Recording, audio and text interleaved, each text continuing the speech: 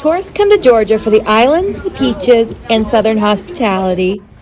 But in Savannah, about 3 hours from the border of Florida, tourists are more likely to come for the nightlife. Or maybe I should say, the fright life. Savannah, Georgia is filled to the brim with the strange and eerie, and with the holidays coming, there's never been a better time to take a 3-day weekend and get spooky. That being said, here are 7 ways to take advantage of a spooky Savannah weekend.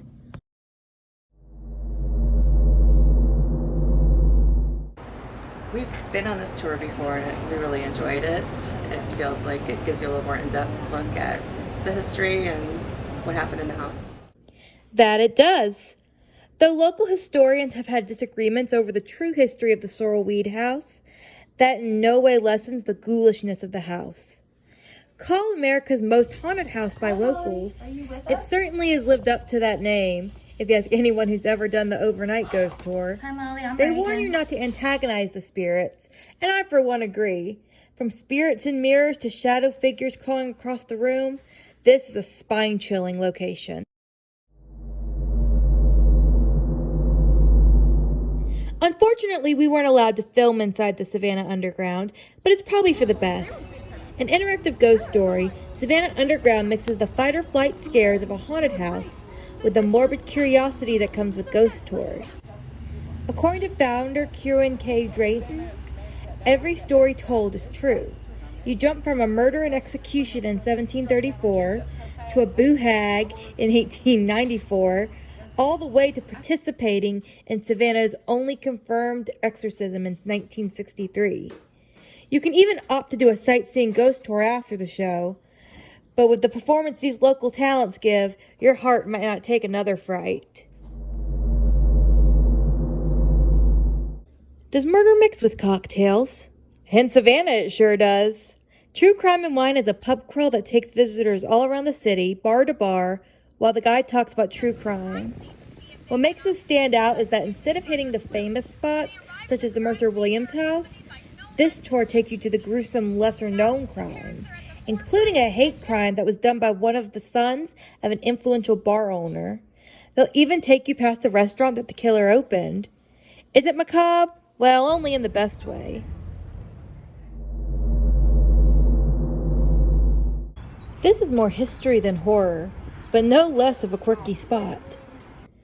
This restaurant served as an experimental garden with the oldest house in Georgia, became an inn for seafarers, and is now a pirate-themed restaurant that's haunted by the ghost of Treasure Island's own Captain Flint. Of course, Captain Flint isn't real, but the dedication to the theme in literature makes this a popular and fun-filled place to take a break during your long day.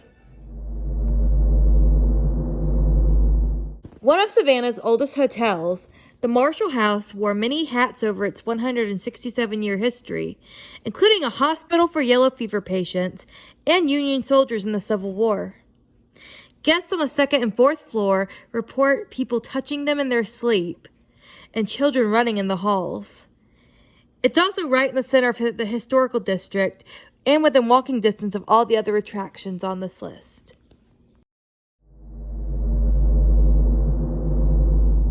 If you've ever seen Midnight in the Garden of Good and Evil, Glory, Swamp Thing, or Return of Swamp Thing, you've seen the Mercer Williams house.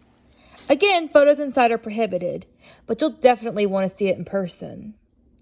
An eccentric interior designer, and the reason that so much of Savannah's historical district is restored, Jim Williams restored and lived in the house from the 70s up until his death in 1990.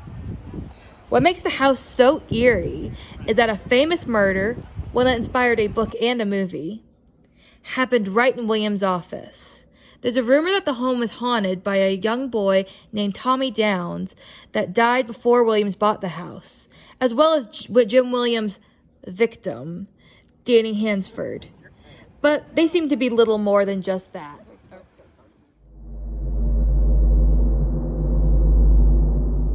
We all love a public park, but what about one with dead bodies?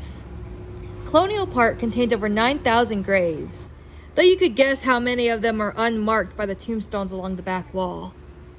This is a popular spot for tourists and for those goth girls that want a cemetery wedding. If you love history, Major General Nathaniel Greene, a signer of the Declaration of Independence, Button Gwinnett, and over 700 victims of the yellow fever epidemic are all buried in the park. And you can walk through it from dawn until dusk every day. Green. Well, I just mean with that, because sometimes whenever I want to do walking tours